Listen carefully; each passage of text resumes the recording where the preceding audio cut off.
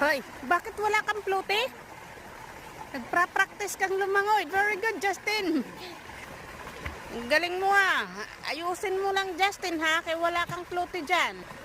Be careful. Nag-aano na si Justin. Sasanay na walang salbabida. Big boy na daw siya. Next level. Yeah, like that. Very good.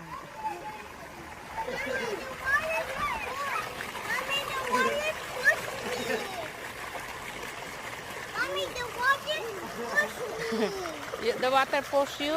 Yeah. Katawa ka? It pushed on my face. Okay. Ayusin mo lang, Justin, ha? Hindi ka natakot ngayon. Okay, be careful. Hindi ganyan ang pagsuot ng floaty. Ang dami mong kalukura, bata ka. Sige, hindi yan magkakasya. Masisira yung floaty mo. Halika dito, ayusin ko.